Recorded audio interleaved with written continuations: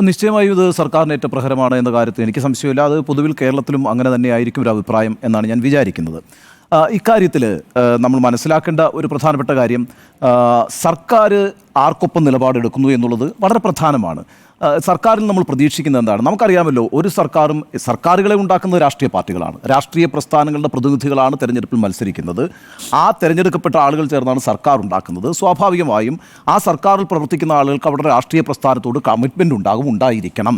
അപ്പോൾ ആ അർത്ഥത്തിൽ ഇപ്പോൾ ഇടതുപക്ഷ സർക്കാരാണ് ഭരിക്കുന്നത്. ഇടതുപക്ഷ സർക്കാർ ഭരിക്കുമ്പോൾ ഇടതുപക്ഷം പ്രതിസ്ഥാനത്ത് നിൽക്കുന്ന ഒരു കേസിൽ അവിടെ വളരെ നിഷ്കളങ്കമായി അതിനെയൊക്കെ മറികടന്നുകൊണ്ട് വളരെ ഉയർന്നൊരു ധാർമ്മികതയുടെ അടിസ്ഥാനത്തിൽ സർക്കാരുകൾ പ്രവർത്തിക്കും. അത് ഏത് സർക്കാരും പ്രവർത്തിക്കുമെന്ന് ഞാൻ വിചാരിക്കുന്നില്ല. അതുകൊണ്ട് ഈ കേസിൽ എന്താണ്, ഇരട്ട കൊലപാതകം പേരിയയിൽ നടന്ന കേസ്, അത് വലിയൊരു വിവാദമായിരുന്നല്ലോ. കേരളത്തിൻ്റെ മനസാക്ഷിയെ ഞെട്ടിച്ച കൊലപാതകം തന്നെയാണ് രണ്ട് ചെറിയ പിള്ളേരുടെ കൊലപാതകം എന്ന് പറയുന്നത്. അവരുടെ അച്ഛനമ്മമാരൊക്കെ എല്ലാ ദിവസവും നമ്മൾ കണ്ടുകൊണ്ടിരുന്നതാണ്. ഓരോ കോടതി കയറി ഇറങ്ങുമ്പോഴും അവരൊക്കെ മാധ്യമങ്ങളെ കണ്ടുകൊണ്ട് ഇന്നും ആ അമ്മമാരുടെ പ്രതികരണമൊക്കെ നമ്മൾ കണ്ടതാണ്. ആ അമ്മമാരുടെ മാത്രം ദുഃഖമായിരുന്നില്ല, മക്കളെ പ്രസവിച്ചിട്ടുള്ള എല്ലാ അമ്മമാർക്കും ഉണ്ടാകാവുന്ന ദുഃഖം തന്നെയാണ് പേരിയ ഇരട്ട കൊലപാതകത്തിൻ്റെ കാര്യത്തിലും കേരളത്തിൽ ഉണ്ടായിട്ടുള്ളത്. നമുക്ക് നമ്മുടെ നാട്ടിനെക്കുറിച്ച് ഉള്ളൊരു അപമാനകരമായ കാര്യമെന്ന് പറയുന്നത്, ഇത്രയേറെ രാഷ്ട്രീയ കൊലപാതകങ്ങൾ സംഭവിക്കുന്ന മറ്റൊരു സംസ്ഥാനം കാണില്ല. അത്രയേറെ രാഷ്ട്രീയ കൊലപാതകങ്ങളുടെ ചരിത്രം കേരളത്തിനുണ്ട്. അത് അങ്ങേയറ്റം ദൗർഭാഗ്യകരമായിട്ടുള്ള കാര്യമാണ്. അതിൽ ഒരു പാർട്ടിയും അപവാദവുമല്ല. അത് CPM മാത്രം ചെയ്യുന്നൊരു കാര്യമല്ല, RSS മാത്രം ചെയ്യുന്നൊരു കാര്യമല്ല, കോൺഗ്രസ് മാത്രം ചെയ്യുന്നൊരു കാര്യമല്ല. കേരളത്തിലെ രാഷ്ട്രീയ കൊലപാതകങ്ങളിൽ ഇവിടുത്തെ മുഖ്യധാര രാഷ്ട്രീയ പ്രസ്ഥാനങ്ങൾക്കെല്ലാം വളരെ വലിയ പങ്കുണ്ട്. ഒരു രാഷ്ട്രീയ കൊലപാതകവും ഇന്നുവരെ ഒരു രാഷ്ട്രീയ പാർട്ടിയും ഏറ്റെടുത്തിട്ടുമില്ല. ഞങ്ങളാണ് ആ രാഷ്ട്രീയ കൊലപാതകം നടത്തിയതെന്ന് ഇതുവരെ CPM പറഞ്ഞിട്ടില്ല, കോൺഗ്രസും പറഞ്ഞിട്ടില്ല, BJPയും പറഞ്ഞിട്ടില്ല, RSSും പറഞ്ഞിട്ടില്ല. എന്നാൽ ഈ കൊലപാതകങ്ങളിൽ കൊല്ലപ്പെടുന്ന ആളുകളെ രക്തസാക്ഷികളായിട്ട് ഓരോ രാഷ്ട്രീയ പാർട്ടിയും ഏറ്റെടുക്കുകയും അവർക്ക് സ്മാരകങ്ങൾ ഉണ്ടാക്കുകയൊക്കെ ചെയ്യുന്നൊരു പതിവ് കേരളത്തിൽ കാലങ്ങളായിട്ട് നിലനിൽക്കുന്നുമുണ്ട്. ഇവിടെ നോക്കൂ, ഇപ്പോൾ 2 പേർ കൊല്ലപ്പെട്ടു. ആ 2 പേർ കൊല്ലപ്പെട്ടപ്പോൾ സ്വാഭാവികമായും അന്ന് അവിടെ പ്രതിസ്ഥാനത്ത് വന്ന് നിൽക്കുന്ന ആളുകളെന്ന് പറയുന്നത് അവിടുത്തെ CPMൻ്റെ പ്രവർത്തകർ തന്നെയാണ്. ഇന്നിപ്പോൾ ഈ കോടതി വിധി വരുമ്പോൾ നമുക്ക് വളരെ വ്യക്തമായിട്ട് മനസ്സിലാവുന്നൊരു കാര്യമാണല്ലോ, CPMുമായിട്ട് വളരെ ഗാഠമായ ബന്ധമുള്ള ആളുകൾ തന്നെയാണ് ഇതിനകത്ത് പ്രതിയേർക്കപ്പെട്ടിരിക്കുന്നതും ശിക്ഷിക്കപ്പെട്ടിരിക്കുന്നതും. അതൊരു മുൻ MLA ആണ്. അതുപോലെ തന്നെ ലോക്കൽ സെക്രട്ടറിമാരുണ്ട്, ബ്ലോക്ക് പഞ്ചായത്ത് പ്രസിഡൻ്റായിരുന്നവരുണ്ട്, ഏരിയ സെക്രട്ടറിമാരായി പ്രവർത്തിച്ചവരുണ്ട്. അതൊക്കെ വളരെ ഡയറക്റ്റായിട്ട് തന്നെ നമുക്ക് മനസ്സിലാവുന്നൊരു കാര്യമാണ് ആ പാർട്ടിയുമായിട്ടുള്ള കണക്ഷൻ. പക്ഷേ പാർട്ടി ഒരിക്കലും ഞങ്ങളാണ് ഈ കൊലപാതകം നടത്തിയെന്ന് സമ്മതിക്കത്തില്ല. എന്നാൽ ഇവരെയൊക്കെ സംരക്ഷിക്കുന്നതിന് വേണ്ടിയിട്ടും രക്ഷപ്പെടുത്തുന്നതിന് വേണ്ടിയിട്ടും വക്കീലന്മാരെ വെക്കുകയും എല്ലാ കോടതികളും കയറി ഇറങ്ങുകയൊക്കെ ചെയ്യുന്നത് പാർട്ടികളുടെ ഒരു രീതിയുമാണ്. ഇവിടെ നമ്മൾ പാർട്ടിയെ മാറ്റിവെച്ചാൽ സർക്കാരിൻ്റെ പ്രവർത്തനത്തെയാണ് ഏറ്റവും പ്രധാനമായി നോക്കിക്കാണുന്നത്. സർക്കാർ ആർക്കൊപ്പം നിലനിൽക്കണം, നിലപാടെടുക്കണം എന്നാണല്ലോ ഇതിനകത്ത് സുപ്രധാനമായ ചോദ്യം. ദൗർഭാഗ്യകരമെന്ന് പറയട്ടെ, സർക്കാർ ഇക്കാര്യത്തിൽ ഇരകളുടെ ഭാഗത്തായിരുന്നില്ല എന്ന കാര്യത്തിൽ എനിക്കൊരു സംശയവുമില്ല. അതെൻ്റെ മാത്രം ഒരു അഭിപ്രായമായിട്ടല്ല ഞാൻ കാണുന്നത്. കേരളത്തിൽ അന്ന് അങ്ങനെ ഒരു പൊതുവികാരം ഉണ്ടായിരുന്നു. എന്തുകൊണ്ടാണ് ആ വികാരം ഉണ്ടായത്? ഇപ്പോൾ അവിടെ പേരിയ ഇരട്ട കൊലപാതകവുമായി ബന്ധപ്പെട്ട് ക്രൈംബ്രാഞ്ച് നടത്തിയ അന്വേഷണത്തെക്കുറിച്ച് ആദ്യം മുതൽ തന്നെ അഭിപ്രായ വ്യത്യാസങ്ങളുണ്ടായിരുന്നു. ആ അഭിപ്രായ വ്യത്യാസങ്ങളാണ് കോടതിയിൽ വന്നപ്പോൾ കോടതിയും രേഖപ്പെടുത്തിയിരിക്കുന്നത്. അതുകൊണ്ടാണ് ആദ്യത്തെ ജഡ്ജിയുടെ ചോദ്യം ഉണ്ടായത്. അത്ര കടുപ്പിച്ചൊരു ചോദ്യം കോടതിയുടെ ഭാഗത്ത് നിന്ന് ഉണ്ടാകണമായിരുന്നു എന്നുള്ളത് നമുക്ക് വേറെ ചർച്ച ചെയ്യാം. അന്ന് ആ കുറ്റപത്രം റദ്ദാക്കിയെങ്കിലും ഡിവിഷൻ ബെഞ്ചിൽ പോകുമ്പോൾ, സർക്കാർ അപ്പീൽ പോകുമ്പോൾ ആ കുറ്റപത്രം പുനഃസ്ഥാപിക്കുന്നുണ്ട്.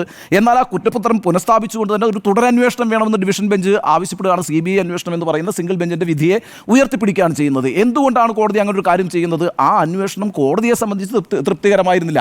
ഇപ്പോൾ PP ദിവ്യയുടെ കേസുണ്ടല്ലോ, ഈ PP ദിവ്യയുടെ കേസിനകത്തും ഇതുപോലെ തന്നെ CBI അന്വേഷണം ആവശ്യപ്പെട്ടിട്ടുണ്ട് നവീൻ ബാബുവിൻ്റെ കുടുംബം.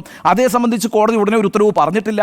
അവിടെ കോടതി ചില ചോദ്യങ്ങൾ നവീൻ ബാബുവിൻ്റെ ഭാര്യയോട് ചോദിക്കുകയാണ് ചെയ്തത്. അപ്പോൾ ഇവിടെ ഈ വന്ന് നിന്ന കൃപേഷിൻ്റെയും ശരത് ലാലിൻ്റെയും അമ്മമാരുടെ കണ്ണീര് കണ്ടുകൊണ്ട് വൈകാരികമായി കോടതി എടുത്തൊരു തീരുമാനമായിരുന്നില്ല എന്ന് തന്നെയാണ് ഞാൻ മനസ്സിലാക്കുന്നത്. മറിച്ച് ആ അന്വേഷണത്തിൽ പിഴവുകളുണ്ട് എന്ന് കോടതിക്ക് ബോധ്യപ്പെട്ടതിൻ്റെ അടിസ്ഥാനത്തിൽ തന്നെയാണ് സിംഗിൾ ബെഞ്ചും പിന്നീട് ഡിവിഷൻ ബെഞ്ചും CBI അന്വേഷണത്തിന് ഉത്തരവിട്ടത്. ഏറ്റവും പരമോന്നത നീതിപീഠമായിട്ടുള്ള സുപ്രീം കോടതിയും അത് തന്നെ പറഞ്ഞിരിക്കുന്നു എന്ന് പറയുമ്പോൾ ഈ പറഞ്ഞിരിക്കുന്ന അന്വേഷണത്തെ സംബന്ധിച്ച് കോടതിക്ക് സംശയമുണ്ട് എന്നുള്ളതാണല്ലോ. കോടതി നമുക്ക് ഈ പറയുന്ന രാഷ്ട്രീയ വാഗ്വാദങ്ങൾക്കൊക്കെ അപ്പുറത്തുള്ള ഒരു നീതി നിർവഹണ സംവിധാനമാണ്. അവർക്ക് തന്നെ ബോധ്യപ്പെട്ടിട്ടില്ല ഈ കേസ് അന്വേഷണം നന്നായി നടന്നു എന്നുള്ളത്. കേസ് അന്വേഷണത്തിന് എല്ലാ ഘട്ടങ്ങളിലും നോക്കൂ, പല തരത്തിൽ ഈ പറയുന്ന CPMമായി ബന്ധപ്പെട്ടിട്ടുള്ള ആളുകളെ സംരക്ഷിക്കാനോ അല്ലെങ്കിൽ രക്ഷപ്പെടുത്താനോ ഉള്ള ശ്രമങ്ങൾ അന്വേഷണ ഏജൻസികൾ, അന്വേഷണ ഉദ്യോഗസ്ഥർ നടത്തിയിരുന്നു എന്നുള്ളത് ശക്തമായ ആരോപണമായിട്ട് ആ കുടുംബത്തിൻ്റെ ഭാഗത്തു നിന്നുണ്ടായിട്ടുണ്ട്. രക്തസാക്ഷികളാകപ്പെട്ട ആ ആളുകൾ പ്രവർത്തിച്ചിരുന്ന പാർട്ടിയുടെ ഭാഗത്തു നിന്നുണ്ടായിട്ടുണ്ട്. ഇപ്പോൾ ഈ പറയുന്ന 2 തവണ അന്വേഷണ സംഘത്തെ മാറ്റി തന്നെ തീരുമാനിച്ചിട്ടുണ്ട്. ആ അന്വേഷണ സംഘത്തിൻ്റെ തെളിവ് ശേഖരണത്തെക്കുറിച്ചുള്ള അഭിപ്രായ വ്യത്യാസങ്ങൾ ഉണ്ടായിട്ടുണ്ട്. ഒടുവിൽ CBI രംഗത്ത് വരുന്നതെന്ന് പറയുന്നത് 2 വർഷങ്ങൾക്ക് ശേഷമാണ്, 2 വർഷത്തിന് ശേഷമുള്ള നിയമ പോരാട്ടങ്ങൾക്കൊടുവിലാണ് CBI വരുന്നത്. നോക്കൂ, ഈ 2 വർഷം എന്ന് പറയുന്ന ഒരു കേസുമായി ബന്ധപ്പെട്ട് വളരെ പ്രധാനമാണ്. ആ 2 വർഷത്തിനുള്ളിൽ എത്ര സാക്ഷികളെ കൂറുമാറ്റാൻ കഴിയും? അതൊക്കെ നമ്മുടെ നാട്ടിൽ നമുക്ക് കാണാവുന്ന കാര്യങ്ങളാണ്. വളരെ ലളിതമായിട്ട് 1 മാസം പോലും അന്വേഷണം ഒന്ന് നീങ്ങിക്കിട്ടിയാൽ അതിനുള്ളിൽ എത്ര സാക്ഷികൾ കൂറുമാറുന്ന കാര്യങ്ങൾ നമ്മൾ നിരന്തരം കണ്ടുകൊണ്ടിരിക്കുകയാണ്. അപ്പോഴാണ് CBIയുടെ വരവിനെ തടയാൻ 2 വർഷമാണ് ഒരു സർക്കാർ പണിയെടുത്തത് നമ്മൾ ആലോചിക്കണം. അത് സർക്കാരാണ്, CPM അല്ല, അല്ലെങ്കിൽ കോൺഗ്രസ് അല്ല, അല്ലെങ്കിൽ BJP അല്ല, ഏതെങ്കിലും ഒരു രാഷ്ട്രീയ പാർട്ടിയല്ല ഇതിൻ്റെ തടസ്സ ഹർജിയുമായിട്ട് പോകുന്നത്. അപ്പീലുമായിട്ട് പോകുന്നത് ആരാണ്? സർക്കാരാണ് പോകുന്നത്. സർക്കാർ പോയിട്ട് എന്താണ് പറയുന്നത്? സംസ്ഥാനത്ത് നടക്കുന്ന അന്വേഷണം പൂർണ്ണമായും തൃപ്തികരമാണ്, ഇവിടെ CBI വരേണ്ട കാര്യമില്ല എന്ന്. ഈ നിയമ പോരാട്ടം നടക്കുന്നത് വഴി ഒരു 2 വർഷമെങ്കിലും ഈ അന്വേഷണത്തെ തടസ്സപ്പെടുത്താൻ സർക്കാരിന് കഴിഞ്ഞു. പക്ഷേ CBI വന്നതിന് ശേഷം ഇപ്പോൾ പറയുന്ന വാദം എന്ന് പറയുന്നത് അവർ പുതുതായി ചേർത്ത 10 പേരിൽ 4 പേർ മാത്രമേ ശിക്ഷിക്കപ്പെട്ടിട്ടുള്ളൂ, ബാക്കി ഉള്ള ആളുകളെ ഒഴിവാക്കിയിരിക്കുന്നു എന്നുള്ളതാണ്. ആ 4 പേർ കൂടി ഉൾപ്പെടുന്നു എന്നുള്ളത് വളരെ പ്രധാനപ്പെട്ട കാര്യമാണ്. അതിൽ പ്രധാനപ്പെട്ട കാര്യമാണല്ലോ ഈ മുൻ ഉദുമ MLA KV കുഞ്ഞിരാമൻ എന്ന് പറയുന്നയാൾ.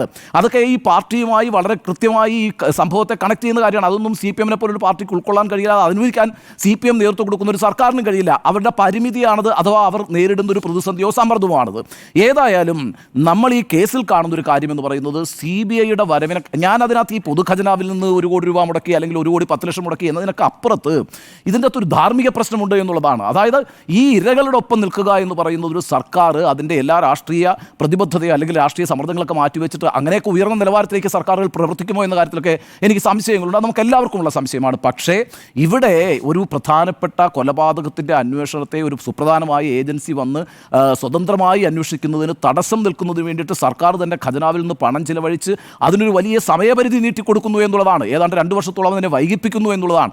അപ്പോൾ അത്തരത്തിലുള്ളൊരു പ്രവർത്തനമാണ് നടന്നത്. ഏതായാലും CBI വന്നതുവഴി ഒരു ഗുണകരമായ മാറ്റം അക്കാര്യത്തിൽ സംഭവിച്ചിട്ടുണ്ട്. അന്വേഷണത്തിൽ നിന്ന് തന്നെ വിശ്വസിക്കാനാണ് ഞാൻ ആഗ്രഹിക്കുന്നത്. കാരണം ഈ പറയുന്ന ആദ്യത്തെ കുറ്റപത്രത്തിലൂടെയും പിന്നീട് ആ കുറ്റപത്രം ക്രൈംബ്രാഞ്ച് സമർപ്പിച്ച കുറ്റപത്രത്തിൽ ഏതാണ് പലരെയും ഇതിൽ നിന്ന് രക്ഷപ്പെടുത്താൻ കഴിയും വിധത്തിൽ തയ്യാറാക്കപ്പെട്ടൊരു കുറ്റപത്രമായിരുന്നു എന്ന് കോടതിക്ക് ബോധ്യപ്പെടുന്നതിൻ്റെ അടിസ്ഥാനത്തിലാണ് കോടതി CBIയുടെ അന്വേഷണം വയ്ക്കുന്നത്.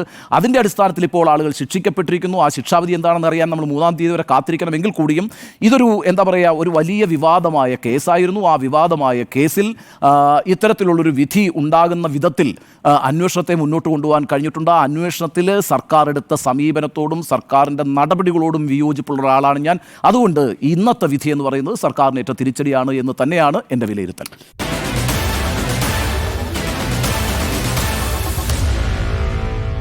Meet the editors.